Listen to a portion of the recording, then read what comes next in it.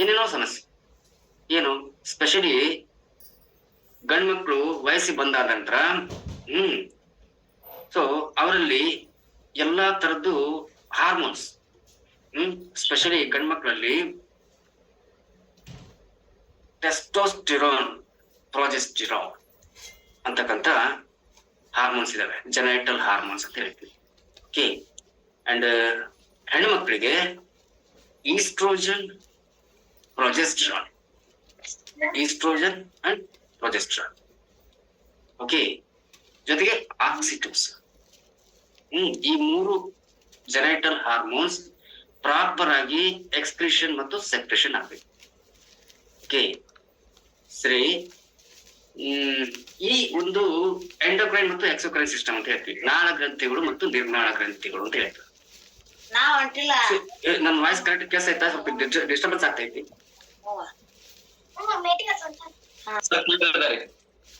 Okay ಸರಿ. ಯಾವಾಗ ನೋಡಿ ನಮ್ಮ ತಿನ್ನುವ ಉಣ್ಣುವ ಪದ್ಧತಿಯಲ್ಲಿ ಚೇಂಜ್ ಆಗ್ತಾ ಹೋಯ್ತು. ಸ್ಪೆಷಲಿ ಈ 5 ಏನು ಏನಂತಾರೆ ವಿಷ ಪದಾರ್ಥಗಳು, 5 ವಿಷ ಪದಾರ್ಥಗಳು. ಯಾವುದು? ಅಕ್ಕಿ, ಸಕ್ಕರೆ, ಉಪ್ಪು, ಮೈದಾ, ಹಾಲು. ಈ ಐದು ನಮ್ಮ ದೇಹಕ್ಕೆ ವಿಷ, ವೈಟ್ ಪಾಯ್ಸನ್ ಅಂತ ಹೇಳಿ.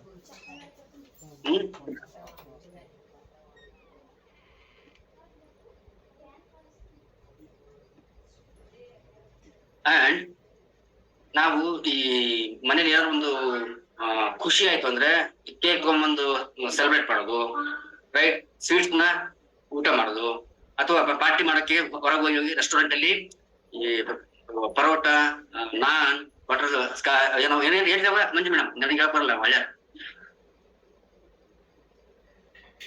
ಗಾರ್ಲಿಕ್ ನಾನ್, ಬಟರ್ ನಾನ್, ತಂದೂರಿ, ಬಟರ್ ರೊಟ್ಟಿ ಸರ್. ಅವೆಲ್ಲ ನಿಮ್ಗೆ ಗೊತ್ತಾ? ಎಲ್ಲ ಮೈದಾದಿಂದನೇ ಮಾಡ, ರೈಟ್? ಸೊ ಈ ಮೈದಾ ಮತ್ತು ಸಕ್ಕರೆ ಮತ್ತು ಉಪ್ಪು ಒಬ್ಬ ಮನುಷ್ಯನಿಗೆ ದೇಹಕ್ಕೆ ಒಂದು ದಿನಕ್ಕೆ 1.5 2 ಗ್ರಾಮ್ ಸಾಕು. ಒಂದು ಚಿಟಿಕೆ ಉಪ್ಪು ಸಾಕು. ಬಟ್ ಬೆಳಿಗ್ಗೆ ನಾಷ್ಟದಲ್ಲೂ ಉಪ್ಪು, ಏನಾದ್ರು ಸ್ನಾಕ್ಸ್ ತಿಂದ್ರು ಉಪ್ಪು, ರೈಟ್? ಮಧ್ಯಾಹ್ನ ಊಟದಲ್ಲೂ ಉಪ್ಪು, ಸಂಜೆ ಈ ಮಿರ್ಚಿ ಬಜಿ ತಿಂದು ಉಪ್ಪು, ರಾತ್ರಿನೂ ಉಪ್ಪು. ಸುಮಾರು ಒಂದು 6 ರಿಂದ 8 ಗ್ರಾಮ್ ಉಪ್ಪನ್ನ ಪ್ರತಿನಿತ್ಯ ನಾವು ಸೇವಿಸ್ತೇವೆ. ಬಟ್ ಮನುಷ್ಯನಿಗೆ ಬೇಕಾಗಿರೋದು 1.5 ರಿಂದ 2 ಗ್ರಾಮ್ ಮಾತ್ರ. ಅದಕ್ಕಿಂತ ಹೆಚ್ಚು ಕೊಟ್ರೆ ಉಪ್ಪು ತಿಂದ ಮೇಲೆ ಯಾಕನ್ನ ನೀರು ಕುಡಿಬೇಕು ಸರ್. Very good. ನೀವು ಉಪ್ಪಿನ ಅಂಶ ಏನೇ ತಿನ್ರಿ, ನಿಮ್ಗೊಂದು 10 ನಿಮಿಷ ತಡ್ಕೊಳಕ್ಕಾಗಲ್ಲ, ಇಮಿಡಿಯೇಟ್ ನೀರು ಕುಡಿಸ್ಬೇಕು, ರೈಟ್? ಸೊ ಯಾವಾಗ ದೇಹಕ್ಕೆ ಉಪ್ಪು ಮತ್ತು ಈ ಸಕ್ಕರೆ ಆಮೇಲೆ ಮೈದಾ ಹೋಗುತ್ತೆ, ನಮ್ಮ ದೇಹದಲ್ಲಿ ನಾವ್ ಎಷ್ಟೇ ಕಾಸ್ಟ್ಲಿ ಊಟ ಮಾಡಿರ್ಲಿ ಅವು ಅಬ್ಸಾರ್ಬ್ ಆಗೋದಿಲ್ಲ. ಯಾಕಂದ್ರೆ ಮೈದಾದಲ್ಲಿ ಮತ್ತು ಆ ಗೋಧಿಯಲ್ಲಿ ನಮ್ಮನ್ನ ಹೇಳಿದ್ದೆ ಗ್ಲೂಟೆನ್ ಮತ್ತು ಗ್ಲೂಟೆನ್ ಅಂತಕ್ಕಂಥ ಒಂದು ಅಂಟು ಇರುತ್ತೆ. ಆ ಅಂಟು ನಿಮ್ಮ ಕಂಪ್ಲೀಟ್ ಇಂಟೆಸ್ಟೈನ್ಗೆ ಒಂಥರ ಲ್ಯಾಮಿನೇಟ್ ಮಾಡ್ದಂಗೆ ಆಗುತ್ತೆ, ಗಮ್ ಹಚ್ಚಿದಂಗೆ ಆಗುತ್ತೆ. ಸೊ ಆವಾಗ ನೀವು ಎಷ್ಟೇ ಕಾಸ್ಟ್ಲಿ ಫುಡ್ ಕೊಟ್ರು ನಮ್ಮ ಇಂಟೆಸ್ಟೈನ್ ಇರ್ತಕ್ಕಂಥ ವಿಲ್ಲೈಸ್ ಅಂದ್ರೆ ಈ ಫಿಂಗರ್ ಲೈಕ್ ಪ್ರೊಜೆಕ್ಷನ್ಸ್, ಆ ವಿಲ್ಲೈಸ್ ಆ ಒಂದು ನ್ಯೂಟ್ರಿಷನ್ ನ ಹೀರ್ಕೊಳಕ್ ಆಗೋದಿಲ್ಲ, ರೈಟ್? ಹೀರ್ಕೊಳಕ್ ಆಗೋದಿಲ್ಲ. ಸೆಲ್ಸ್ಗೆ ಕೊಡ್ಬೇಕಾದಂತ ಪೋಷಕಾಂಶಗಳನ್ನ ಕೊಡೋಕ್ ಆಗೋದಿಲ್ಲ. ಅಂಡ್ ನಾವು ಪ್ರೋಟೀನ್ ತಿಂತಾನೆ ಇಲ್ಲ, ಬರೀ ಕಾರ್ಬೋಹೈಡ್ರೇಟ್ ತಿಂತ ಇದೀವಿ. ಸ್ಪೆಷಲಿ ನಮ್ಮ ಏನಂತಾರೆ ಗ್ರಂಥಿಗಳು, ನಾಳ ಗ್ರಂಥಿಗಳು ಮತ್ತು ನಿರ್ನಾಳ ಗ್ರಂಥಿಗಳು. ಸೊ ಇವು ಪ್ರಾಪರ್ ಆಗಿ ಫಂಕ್ಷನ್ ಆಗ್ಬೇಕು ಅಂದ್ರೆ ನಮಗೆ ಗುಡ್ ಫ್ಯಾಟ್ ಬೇಕು ಒಂದು, ಸೆಕೆಂಡ್ ಕಂಪ್ಲೀಟ್ ಅಮೈನೋ ಆಸಿಡ್ಸ್. ಈ ಕಂಪ್ಲೀಟ್ ಅಮೈನೋ ಆಸಿಡ್ ಬೇಕು. ಸಿ ಯಾರಿಗೆಲ್ಲ ಗೊತ್ತು, ಈ ಈರುಳ್ಳಿ ಮತ್ತು ನುಗ್ಗೆಕಾಯಿ ಸ್ಪೆಷಲಿ ಮದುವೆ ಆದವರಿಗೆ ಅದನ್ನ ಜಾಸ್ತಿ ಯೂಸ್ ಮಾಡಕ್ ಹೇಳ್ತಿದ್ವಿ. ನಾವು ಚಿಕ್ಕವರಿದ್ದಾಗ ಚುಮ್ಮರಿ ತಿನ್ಬೇಕಾದ್ರೆ ಉಳ್ಳಾಗಡ್ಡಿ ಕೇಳಿದ್ರೆ, ನೀವು ಹುಡುಗರು ತಿನ್ಬಾರ್ದು ಮೀಸ್ ಬರ್ತಾವ ಅಂತ ಹೇಳ್ತಿದ್ರು, ಯಾರಿಲ್ಲ ಕೇಳಿಸ್ಕೊಂಡಿದ್ರಿ? ಹೌದಾ? ಹುಡುಗರು ತಿನ್ಬಾರ್ದು ಮೀಸ್ ಬರ್ತಾವ ಅಂತಿದ್ರು, ರೈಟ್?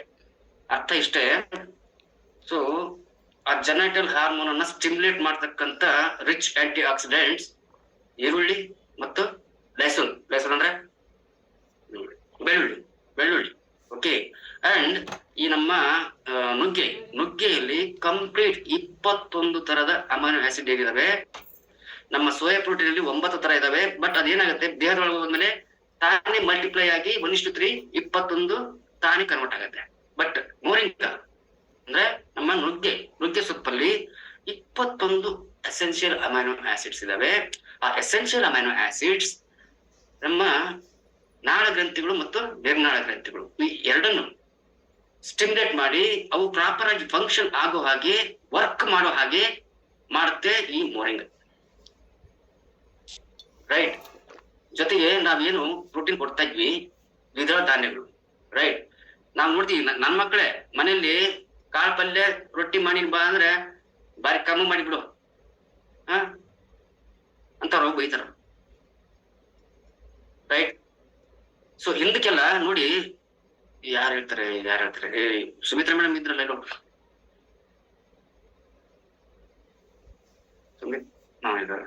ಮಮ್ಮಿ ಕರಿ ಲಿಕ್ಕೋ. ನೀವು ಚಿಕ್ಕವರಿರುವಾಗ, ಅಂದ್ರೆ ನೀವು ಪ್ರೈಮರಿ ಸ್ಕೂಲ್ ಹೋಗ್ತಾ ಇರ್ಬೇಕಾದ್ರೆ ಸಾಮಾನ್ಯವಾಗಿ ಮನೆಯಲ್ಲಿ ಮಧ್ಯಾಹ್ನ ಊಟಕ್ಕೆ ಏನು ಅಡುಗೆ ಮಾಡ್ತಿದ್ರು? ಮಧ್ಯಾಹ್ನ ಊಟಕ್ಕೆ ರೊಟ್ಟಿ ಪಲ್ಯ ರೀ ಸರ್. ರೊಟ್ಟಿ, ಒಂದು ತರಕಾರಿ ಪಲ್ಯ, ಒಂದು ಕಾಳು ಪಲ್ಯ. ತರಕಾರಿ, ಒಂದು ಕಾಳು ಪಲ್ಯ, ರೊಟ್ಟಿ. ಹೌದಾ? ರೈಟ್. ಅವಾಗೆಲ್ಲ ಚಪಾತಿ ಜಾಸ್ತಿ ಮಾಡ್ತಾ ಇದ್ರು, ರೊಟ್ಟಿ ಜಾಸ್ತಿ ಮಾಡ್ತಾ ಇದ್ರು? ನಾವು ಚಪಾತಿ ಕಂಡೇ ಇಲ್ಲ ಬಿಡಿ ಸರ್. ಸೊ ಅವಾಗ ಚಪಾತಿ ತುಂಬಾ ರೇರ್, ಬಹಳ. ಅದೇನು ಮಾದ್ಲಿ ಅಂತ ಮಾಡ್ರ, ಅದಕ್ಕೆ ಮಾತ್ರ ಉಪಯೋಗಿಸೋದು, ರೈಟ್? ಅದು ಬಿಟ್ರೆ ರೊಟ್ಟಿ, ಮುದ್ದಿ, ಈ ರುಚ್ಚು, ಅದಕ್ಕೇನೋ ಹೇಳ್ತಾರೆ, ಏನೋ ಹೇಳ್ತಾರೆ. ಸೊ ಆತರ ಮಾಡ್ತಾರ್ರಿ ಸರ್ ಅವಾಗೆಲ್ಲ, ಈ ತರ ಎಲ್ಲ ಊಟ ಮಾಡ್ತಾ ಇದ್ರು. ಅಂಡ್ ಮನೆಯಲ್ಲಿ ಜವಾರಿ ದನಗಳು ಇರ್ತಾ ಇದ್ವು, ಈಗಿನಂಗೆ ಹೆಚ್ಚ ದನಗಳು ಇರ್ತಾ ಇರ್ಲಿಲ್ಲ, ರೈಟ್? ಜವಾರಿ ದನಗಳದ್ದು ಹಾಲನ್ನು ಬಿಟ್ಟು ಅದನ್ನ ಮೊಸರು ಮಾಡ್ಕೊಂಡು, ಕೆನೆ ಮೊಸರನ್ನು ಪಲ್ಯ ಜೊತೆಗೆ ಬಡಿಸ್ತಾ ಇದ್ರು. ನನ್ಗೆ ಗೊತ್ತು, ನೆನಪಿದೆ. ಇವಾಗ ಯಾರು ಕಾಳು ಪಲ್ಯ ಜೊತೆಗೆ ಮೊಸರು ತಿನ್ನೋದಿಲ್ಲ. ಮೊದ್ಲೆಲ್ಲ ಕಾಳು ಪಲ್ಯ ಹಾಕೊಂಡ್ರೆ ಅದಕ್ಕೆ ಮೊಸರು ಹಾಕ್ತಿದ್ರು, ಹೌದಾ? ಮೊಸರು ಹಾಕಿದ್ರು, ಇಲ್ಲ ತುಪ್ಪ ಹಾಕ್ತಿದ್ರು, ರೈಟ್? ಬಟ್ ಇವಾಗ ಮೊಸರು ನಮ್ಗೆ ಸಿಗೋದು ಇಲ್ಲಿ ಡೈರಿಯಲ್ಲಿ. ಆ ಡೈರಿಯಲ್ಲಿ, ಆ ಮೊಸರಲ್ಲಿ, ಹಾಲಲ್ಲಿ ಎಲ್ಲಾ ತೆಗೆದು ನಿಮ್ಗೆ ಕೊಟ್ಟಿರೋದೇನೋ ತೌಡು. ಈ ಬೇಕರಿ ಪ್ರಾಡಕ್ಟ್ಸ್ ಏನಿದಾವಲ್ಲ, ಹಾಲಲ್ಲಿ ಫ್ಯಾಟ್ ತೆಗಿರ್ತಾರೆ, ಅದ್ರಲ್ಲಿರ್ತಕ್ಕಂಥ ಪ್ರೋಟೀನ್ ತೆಗೆದಿರ್ತಾರೆ, ಎಲ್ಲಾ ತೆಗೆದ್ಬಿಟ್ಟು ಪೇಡ ಗಿಡ ಮಾಡ್ಬಿಟ್ಟು ಉಳಿದ ವೇಸ್ಟ್ ಅನ್ನ ನಿಮ್ಗೆ ಹಾಲು ಅಂತ ಕೊಡ್ತಾವ. ನೀವು ಡೈರಿ ಮಿಲ್ಕ್ ಅನ್ನ ತಗೊಂಡ್ಬಂದು ತುಪ್ಪ ಮಾಡಕ್ಕಾಗತ್ತ? ಇಲ್ಲ. ಅದು ಮೊಸರು ಹೆಂಗಿರುತ್ತೆ ಅಂದ್ರೆ, ಮೊಸರೆಲ್ಲ ಮಜ್ಜಿಗೆಲ್ಲ ಹಂಗಿರುತ್ತದು, ರೈಟ್?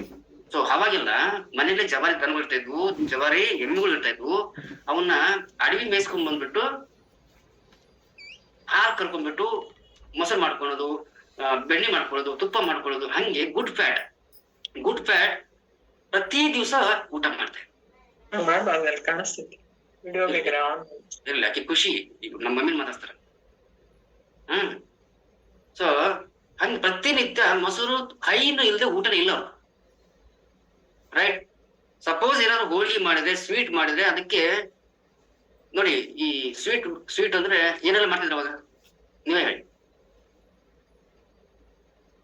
ಸುಮಿತ್ರಾ ಮೇಡಮ್, ನೀವೇ ಹೇಳಿ. ಸ್ವೀಟ್ ಮಾಡಿದ್ರೆ ಏನ್ ಮಾಡ್ತಿದ್ರು ಸರ್? ಸ್ವೀಟ್ ಅಂದ್ರೆ ಹೋಳಿಗೆ, ಕಡುಬು, ಗೋಧಿ ಹುಗ್ಗಿ, ಇವೇ ಮೇನ್ ಸ್ವೀಟ್ಸ್ ಸರ್ ಅವಾಗೆಲ್ಲ. ಹೋಳಿಗೆ ಮಾಡಿದ್ರೆ ಆ ಹೋಳಿಗೆ ನೆನೆಯೋ ಹಂಗೆ ತುಪ್ಪ ಹಾಕೊಟ್ಟಿದ್ರು, ಹೌದಾ? Yes sir. ಹೋಳಿಗೆಯಲ್ಲಿ ಅದು ಹೂರ್ಣ ಯಾವ್ದ್ರಿಂದ ಮಾಡಿರ್ತಾರೆ? ಕಡಲೆಬೇಳೆ, ಬೆಲ್ಲ, ಅಂದ್ರೆ ದ್ವಿದಳ ಧಾನ್ಯ. Yes sir. ಅಂದ್ರೆ ಪ್ರೋಟೀನ್, ರೈಟ್? ಆ ಪ್ರೋಟೀನ್ ಟೇಸ್ಟಿ ಆಗ್ಬೇಕು ಮತ್ತೆ ಬಾಡಿಲಿ ಬ್ಯಾಲೆನ್ಸ್ ಆಗ್ಬೇಕು ಅಂದ್ರೆ ಅದಕ್ಕೆ ಜೊತೆಗೆ ಫ್ಯಾಟ್ ನ ಆಡ್ ಮಾಡ್ತಾ ಇದ್ರು, ತುಪ್ಪ, ರೈಟ್?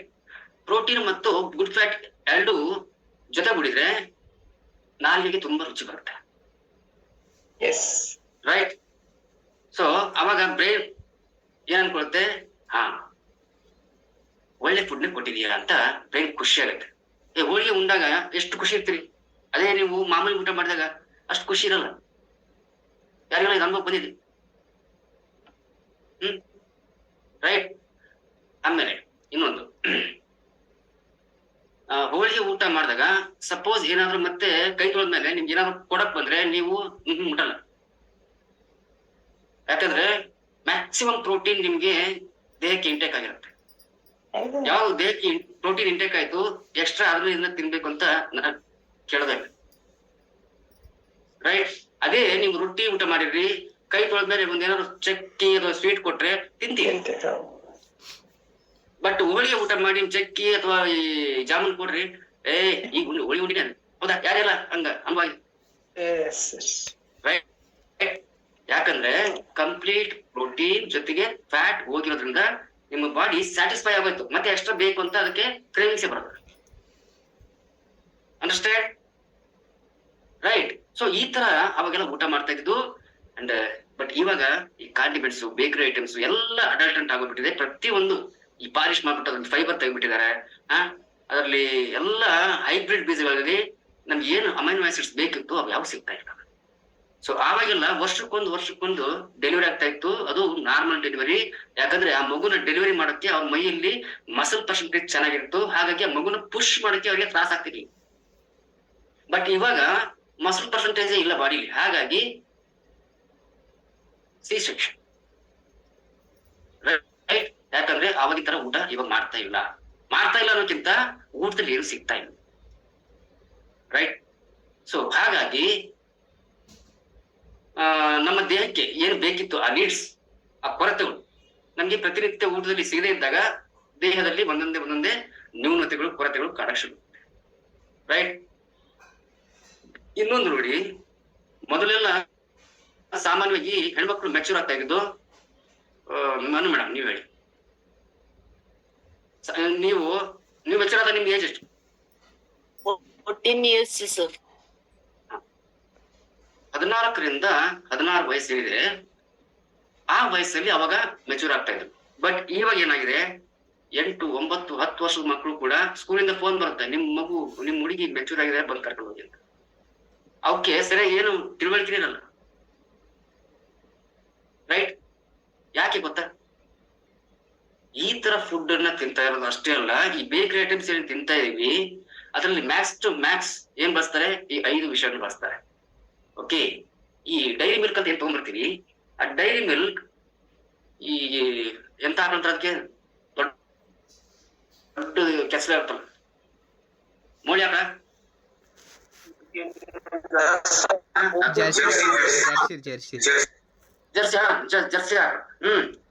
ಜರ್ಸಿ ಹಾಕು. ಅದು ಒಂದು ಟೈಮಿಗೆ ಹಿಂಡಿದ್ರೆ 20ರಿಂದ 30 ಲೀಟರ್ ಅಂಡುತ್ತೆ. ಅದು ಕರು ಇರ್ಲಿ ಬಿಡ್ಲಿ, ಮುಂದೆ ಬೂಸ ಇಡ್ತಾರೆ, ಕೆಮಿಕಲ್ಸ್ ಇಡ್ತಾರೆ, ಅಂಡ್ ಅವಕ್ಕೆ ಇಂಜೆಕ್ಷನ್ ಮಾಡ್ತಾರೆ. ಆಕ್ಸಿಟೋಸಿನ್ ಯಾವಾಗ ಇಂಜೆಕ್ಟ್ ಮಾಡ್ತಾರೆ, ಆ ಕೆಚ್ಚಲಕ್ಕೆ ಯಾರೇ ಕೈ ಇಟ್ರು ಆ ಹಸು ತಿಳ್ಕೊಳ್ಳೋದು ನನ್ನ ಕರುನೇ ಬಾಯಿ ಹಾಕಿದೆ ಅಂತ ಜರ್ ಅಂತ ಹಾರಿಸ್ತಾರೆ. ರೈಟ್. ಆ ಆಕ್ಸಿಟೋಸಿನ್ ಹಾಲ್ ಮುಖಾಂತರ ನಮ್ಗೆ ಸೇರ್ತಾ ಇರೋದು ನಮ್ಮ ಹೊಟ್ಟೆಗೆ. ರೈಟ್.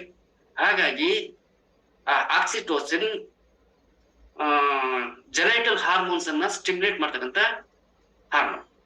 ಹಾಗಾಗಿ ಚಿಕ್ಕ ವಯಸ್ಸಿಗೆನೆ ಹೆಣ್ಮಕ್ಳು ಮೆಚೂರ್ ಆಗ್ತಾರೆ. ಅರ್ಥ ಆಗ್ತಿದೆ? ರೈಟ್. ಅವಾಗೆಲ್ಲ ಬೇಕರಿ ಕಾಂಡಿಮೆಂಟ್ಸ್ ಯಾವ್ದು ಇರ್ತಾ ಇರ್ಲಿಲ್ಲ. ಮೊನ್ನೆ ಮೇಡಮ್ ನಿಮ್ ಕೈ ಅಜ್ಜ ಅಥವಾ ಮಾವ 4 ಕಡೆ 8 ಕೊಟ್ರೆ ನೀವೇನ್ ತಿಂತಾ ಇದ್ರಿ ಸರ್? ಅವಾಗಿಂದ ಕಾಲಕ್ಕೆ ಸರ್ 5 ಪೈಸೆ ಅನ್ನೋದು ಬಹಳ ದೊಡ್ಡದು ಸರ್. 4 ಕಡೆ ಬಂತು, ನಿಮ್ ಕಾಲಕ್ಕೆ 5 ಪೈಸೆ. ಹೌದು ಸರ್, 5 ಪೈಸೆ ಅನ್ನೋದೇ ದೊಡ್ಡದು. ಸ್ಕೂಲಿಗೆ ಹೋಗ್ಬೇಕಾ 5 ಪೈಸೆ ಕೊಟ್ರು ಅಂದ್ರೆ ಎಲ್ಲರಿಗೂ ಸಿಸ್ಟಮ್ ಅಲ್ಲಿ ಇದ್ದವ್ರು ನಗ್ತಿರೋ ಏನ್ ಮಾಡ್ತಿರೋ ಗೊತ್ತಿಲ್ಲ. ಬಟ್ ನನಗೆ ನಾನ್ ವೆಜ್ ಅನ್ನೋದು ಬಹಳ ಇಷ್ಟ ಇತ್ತಲ್ಲ ಸರ್. ಸ್ಕೂಲ್ ಮುಗಿಸ್ಕೊಂಡು ಹೋಗೋ ಟೈಮಿಗೆ 5 ಪೈಸೆಗೆ 5 ಮೀನ್ ತಗೊಂಡ್ ಹೋಗ್ತಿದ್ದೆ ಸರ್ ನಾನು. ಇವು ಸ್ವೀಟ್ ಪಿಲ್ಸ್ ಅಂತ ತಿಂತಿರ್ಲಿಲ್ಲ ನಾ. ನಗಬೇಡ್ರಿ, ಮೀನು ಒಳ್ಳೆ ಊಟ. ಪ್ರೋಟೀನ್ ಕ್ಯಾಟಗರಿ ಬರುತ್ತೆ. ಹಾಲು, ಮೀನು, ಮೊಟ್ಟೆ ಆಯ್ತು ಸರ್, ಅದು ತಗೊಂಡೋದಾಗ ಒಮ್ಮೆ ಬಾಳ್ ಹೊಡಿತಿದ್ರು ಸರ್ ನಮ್ಮ ಮಮ್ಮಿ ನನಗ, ಯಾರ್ ಕ್ಲೀನ್ ಮಾಡ್ಬೇಕಿದು ಅಂತ ಹೇಳಿ. ಮತ್ತ ಅದ್ ತಗೊಂಡ್ ನಾನೇ ಹೋಗ್ತಿದ್ದೆ ಸರ್, ಒಳಗೆ ಹೋಗಿ ಕ್ಲೀನ್ ಮಾಡ್ಕೊಂಡು ತಂದು ಕೊಟ್ಟಾಗ ಅಡಿಗೆ ಮಾಡಿ ತಿನ್ನಿಸ್ತಿದ್ರು. ಒಳ್ಳೆ ಕೆಲಸ ಬಾಳ ಸರ್, ಒಳ್ಳೆ ಕೆಲಸನ ಮಾಡಿದಿರಿ. ಹಾಗಾಗಿ ನೀವು ಆ ಫಿಸಿಕ್ ಅಂದ್ರೆ ಆ ಹೈಟ್ ತಗೊಂಡಿರೋದು, ರೈಟ್. ಸೊ ಅವಾಗೆಲ್ಲ ನಾವು ಯಾರು 5 ಪೈಸೆ 10 ಪೈಸೆ ಕೊಟ್ರೆ ನಮ್ಗೆ ಇವರೆಲ್ಲ ಮೀನ್ ತಗೊಂಡಿದ್ರೆ, ನಮ್ದು ನೆಂಬುಳಿ ಪೆಪ್ಪರ್ಮೆಂಟು, ಈ ಕಂಬರ್ಗಟ್ಟಿ ಇಲ್ಲ ಬಟಾಣಿ ಕಾಳು ಇಷ್ಟೇ ನಮ್ಗೆ. ಬಟ್ ಇವಾಗ 100 ಕೊಡ್ಬೇಕು ಇಲ್ಲ 200 ಕೊಡ್ಬೇಕು, ರೈಟ್. ಅವು ಹೋಗೋದು ಇಲ್ಲಿಗೆ ಸೀದಾ ಬೇಕರಿಗೆ, ಬೇರೆ ಎಣ್ಣೆಯಲ್ಲಿ ಹೋಗಲ್ಲ, ರೈಟ್. ಸೊ ಆ ತರ ತಿಂದು ನಮ್ಮ ದೇಹದಲ್ಲಿ ಏನು ಈ ಜೆನೆಟಲ್ ಹಾರ್ಮೋನ್ಸ್ಗೆ ಏನ್ ಬೇಕಿತ್ತು, ಗುಡ್ ಫ್ಯಾಟ್ ಮತ್ತೆ ಪ್ರೋಟೀನ್ಸ್, ಅವು ಸಿಗ್ದಂಗಾಗಿ ಜೆನೆಟಲ್ ಆರ್ಗನ್ಸ್ ಪ್ರಾಪರ್ ಆಗಿ ವರ್ಕ್ ಆಗ್ತಿಲ್ಲ. ಗಂಡ್ ಮಕ್ಕಳಲ್ಲಿ ಸ್ಪರ್ಮೆಟೋಜೋವಾ ಅಂತ ಹೇಳ್ತೀವಿ, ಓಕೆ. ಸ್ಪರ್ಮ್, ಶುಕ್ರಾಣು ಅಂತ ಹೇಳ್ತೀವಿ. ಶುಕ್ರಾಣು ಹೆಲ್ದಿಯಾಗಿ ಪ್ರೊಡ್ಯೂಸ್ ಆಗ್ತಾ ಇಲ್ಲ ಒಂದು. ಅಂಡ್ ಲೇಡೀಸ್ ಅಲ್ಲಿ ಈ PCOD ಪ್ರಾಬ್ಲಮ್ ಶುರು ಆಗ್ತಿದೆ. ಯಾವಾಗ ಬಾಡಿಲಿ ಬ್ಯಾಡ್ ಫ್ಯಾಟ್ ಅಕ್ಯುಮುಲೇಟ್ ಆಗಿ ಶುರು ಆಗುತ್ತೆ, ಆಟೋಮೆಟಿಕ್ ನಿಮ್ದು ಮ್ಯಾನ್ಸ್ಟ್ರೋಲ್ ಸೈಕಲ್ ಪೋಸ್ಟ್ಪೋನ್ ಆಗ್ತಾ ಹೋಗುತ್ತೆ, ಕರೆಕ್ಟ್ ಆಗಿ. ಮಂಜುಷ್ ಮೇಡಮ್, ನಿಮ್ಗೆ ಹಂಗಾಗ್ತಿತ್ತ? ಹಾ ಎಸ್ ಸರ್, ಸ್ವಲ್ಪ ಬೇಕರಿ ಐಟಮ್ಸ್ ಅದು ತಿಂತಿದ್ದಾರೆ ಸರ್ ನಾ ಸಣ್ಣಾಗಿದ್ದಾಗ ಅವಾಗ. ರೈಟ್. ಸೊ ನಿಮಗೆ ಕೂಡ PCOD ಪ್ರಾಬ್ಲಮ್ ಇತ್ತು, ಹೌದಾ ಮಂಜು ಮೇಡಮ್? ಹಾ ಸರ್. ನಿಮ್ಗೂ ಕೂಡ ಮಂತ್ಲಿ ಸೈಕಲ್ ಪ್ರಾಬ್ಲಮ್ ಇತ್ತು? ಹಾ ಸರ್ ಇತ್ರಿ ಸರ್, ಇತ್ರಿ. ಓಕೆ. ಬಟ್ ಹಿಂದಿನ ಕಾಲದಲ್ಲಿ ಯಾರಿಗೂ ಆ ಪ್ರಾಬ್ಲಮ್ ಇರ್ತಾ ಇಲ್ಲ, ಮಂತ್ಲಿ ಸೈಕಲ್ ಪ್ರಾಬ್ಲಮ್ ಒಟ್ಟೆ ಇರ್ತಾ ಇಲ್ಲ. ಕರೆಕ್ಟ್ ತಿಂಗಳ ಆಗ್ಬಿಡೋರು, ತಿಂಗಳ ಆದಾಗ ಅವ್ರಿಗೆ ಕರೆಕ್ಟ್ ಒಂದು ಕತ್ಲು ಕುಡಿಯಕ್ಕೆ ಕೂರ್ಸೋರು. ಯಾಕೆಂದ್ರೆ ಮೂಡ್ ಸ್ವಿಂಗ್ ಆಗ್ತಾ ಇರುತ್ತೆ. ಆ ಟೈಮಲ್ಲಿ ಅವರು ಏನೇನೋ ಮಾತಾಡ್ಬಿಟ್ಟು ಸಂಬಂಧಗಳು ಕೆಡ್ಸ್ಕೊಳ್ಳೋದು ಬೇಡ ಅಂತ ಹೇಳ್ಬಿಟ್ಟು 3 ದಿವಸ 4 ದಿವಸ ಅವ್ರಿಗೆ ಕತ್ಲು ಕೋಣೆಯಲ್ಲಿ ಎಲ್ಲಾ ಸರ್ವ್ ಆಗ್ತಾ ಇತ್ತು ಫುಡ್. ಅದು ಕ್ವಾಲಿಟಿ ಫುಡ್, ಬಿಸಿ ಬಿಸಿ ಬಿಸಿ, ಹೌದೇನ್ರಿ Manu madam? Yes sir.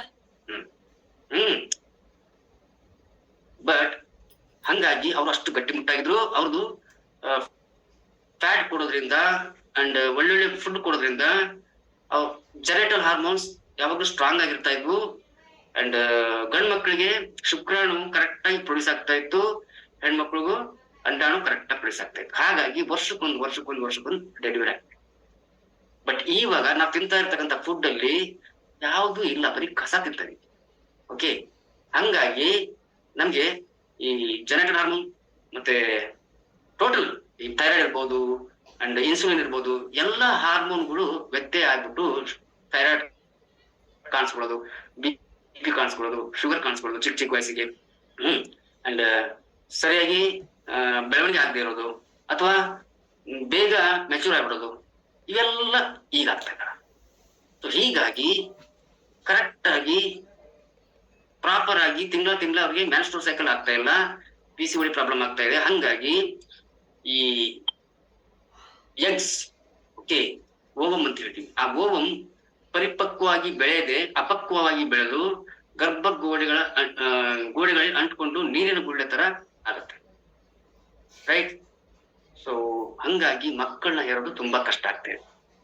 But ಮೇಲೆ ನ್ಯೂಟ್ರಿ ಕೇರ್ ಅಲ್ಲಿ ನೀವೆಲ್ಲೂ ಹುಡುಕೋದ್ ಬೇಡ, ಪ್ರೋಟೀನ್ ಇಲ್ಲಿದೆ, ಫ್ಯಾಟ್ ಇಲ್ಲಿದೆ ಅಂತ ಎಲ್ಲವನ್ನು ಸಪ್ರೇಟ್ ಆಗಿ ನಿಮಗೆ ಸಪ್ಲಿಮೆಂಟ್ಸ್ ಮುಖಾಂತರ ನಿಮ್ಗೆ ಕೊಟ್ಟಿದ್ದಾರೆ. ನಿಮ್ಮ ದೇಹಕ್ಕೆ ಏನೆಲ್ಲ ಬೇಕು, ಪ್ರತಿಯೊಂದು ಸೆಲ್ಗೂ ಏನೆಲ್ಲ ಬೇಕು ಎಲ್ಲವನ್ನ ಅಳೆದು ತೂಗಿ ರೆಡಿ ಮಾಡಿ ಒಂದು ವೆಲ್ ಬ್ಯಾಲೆನ್ಸ್ ಫುಡ್ ಕೊಟ್ಟಿರೋದ್ರಿಂದ ರೆಗ್ಯುಲರ್ ಆಗಿ ಯಾವಾಗ ನೀವು ಇಲ್ಲಿ ಈ ಫುಡ್ ನ ತಗೊಳಕ್ ಶುರು ಮಾಡ್ತೀರಿ, ಸಿಸ್ಟಮ್ ಜೊತೆ ಯಾವಾಗ ಕೂತು ಈ ತರ ವಿಷಯಗಳನ್ನ ಕೇಳಕ್ ಶುರು ಮಾಡ್ತೀರಿ, ನಿಮ್ಮ ಮೈಂಡ್ ಪ್ರೋಗ್ರಾಮ್ ಹಾಕೊಳ್ಳುತ್ತೆ, ನಿಮ್ಮ ಬಾಡಿ ಅದೇ ತರ ಡಿಸೈನ್ ಆಗುತ್ತೆ, ನಿಮ್ಮ ಒಳಗಡೆ ಇರ್ತಕ್ಕಂಥ ಆರ್ಗನ್ಸ್ ಅದೇ ತರ ಪ್ರಾಪರ್ ಆಗಿ ಫಂಕ್ಷನ್ ಆಗಿ ಶುರು ಆಗುತ್ತೆ. ಯಾಕಂದ್ರೆ ಫೀಡ್ಬ್ಯಾಕ್ ಕೊಟ್ಟಿರೋದ್ರಿಂದ. ಏನ ಮಾತಾಡಿದ್ರಿ?